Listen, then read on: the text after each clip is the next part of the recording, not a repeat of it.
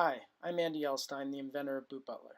In this video, I'm going to show you how to assemble your Butler Solo standing boot rack. Your Solo will arrive in a box like this. I'll start with a quick unboxing.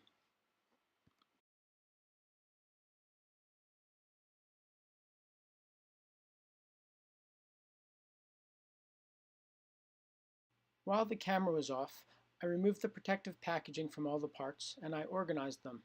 I suggest you do the same. I have the parts for the stand here on my left, and then right here in front of me are the parts for the hangers. We'll start by assembling the hangers. To assemble the hanger, start with a leg part and a metal hook. Hold the hook vertically and hook the small end into the groove in the top of the leg part. Then rotate the hook forwards and up through the center of the legs and finally pull up on the hook till it snaps into place. Then attach the right foot and the left foot and you have a fully assembled boot hanger. Repeat those steps with the remaining parts and you'll end up with a total of 5 boot hangers. Once you have all the hangers assembled, it's time to assemble the stand. Note that the hangers are on page 1 of the manual and the stand starts on page 2. At the top of page 2, we show the stand parts. There's a small bag of hardware containing the screw, the washer, the Allen wrench, and the plug. There are 5 T-rods, all are identical. There are 5 couplers, all identical. There are 4 identical short tubes and 1 long tube. And finally, there is the base with the riser mounted on top. Now we'll begin assembling the stand.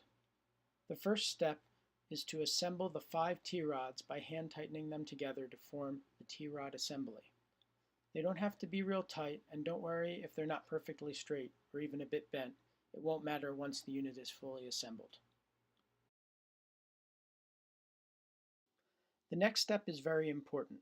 You're going to thread the T-rod assembly into the hole at the center of the riser exactly 4 turns and no more. So 1, 2, 3, 4. Please note that it's not supposed to get tight. It's just supposed to stand up on its own like this. Next, take the long tube and slide it down over the T-rods. Use your weight to push it down firmly into the riser so that the end of the tube is firmly seated. Next, we're going to install the first coupler, but first it's very important to note that there is a bow tie on one side of the riser, and there is also a bow tie on one side of each coupler. The bow ties on all couplers must face the same direction as the bow tie on the riser, and the couplers must be oriented with the bow tie up like shown. Now, while ensuring that the bow tie is oriented properly, install the first coupler by sliding it down over the T-rods onto the end of the tube, again using your weight to push down and ensure it's firmly seated. Next, we'll do the same with the first short tube.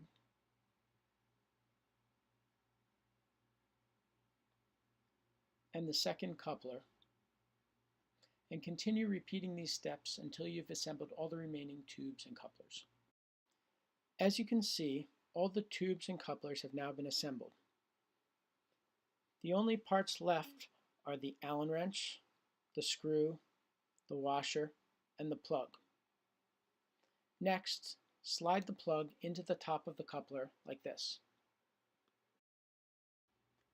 Now, put the screw through the washer and thread the screw into the hole at the top of the T-rod. Note that I press my fingertip against the top of the T-rod to prevent it from spinning while I get the screw started. Together, the screw and T-rod assembly now behave like one giant screw tightening down into the riser. Now begin using the wrench to continue turning the screw together with the T-rod assembly until you begin to feel some resistance.